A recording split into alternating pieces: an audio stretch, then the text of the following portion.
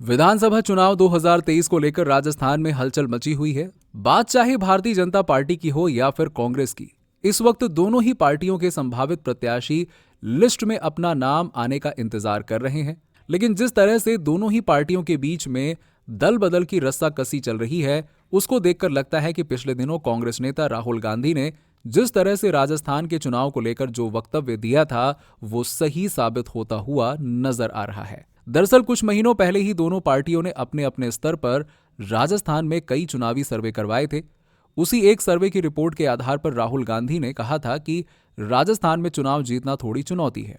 मगर संभवतः अब यही लगता है कि जो राहुल गांधी ने कहा था, शायद उनके पास जो सर्वे रिपोर्ट थी उसमें कई कांग्रेसी नेताओं के बागी होकर दूसरी पार्टी का दामन थामने के संकेत भी थे। इसीलिए जो कयास लगाए जा रहे थे वो अब हकीकत में नजर भी आने लगे हैं। जिस तरह से जयपुर में शनिवार को कई दिग्गज कांग्रेसियों ने कांग्रेस छोड़ बीजेपी ज्वाइन की है, और वही मुख्यमंत्री के गृहनगर में कांग्रेस के पूर्व मीडिया प्रवक्ता अजय त्रिवेदी ने आरएलपी का हाथ थामा है, उससे लगता है कि राहुल गांधी ने जो बात कही थी वो कहीं न कहीं सही नजर आती है। हालांकि पिछले दिनों मुख्यमंत्री अशोक गहलोत ने और कांग्रेस के दिग्गज नेताओं ने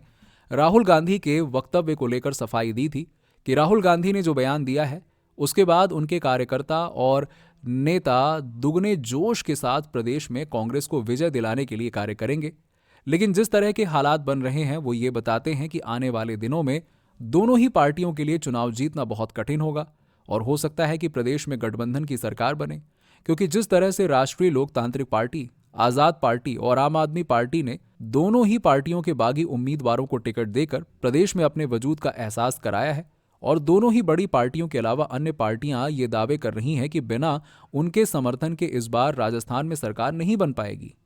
अब ये तो आने वाला वक्त ही बताएगा कि दोनों ही पार्टी की सूची में किस तरह के प्रत्याशियों को टिकट दिया जाता है और जनता किस पर मुहर लगाती है। लेकिन कह सकते हैं कि विधानसभा चुनाव 2023 बहुत ही रोचक होता जा रहा है। देखते हैं आगे क्या होता है।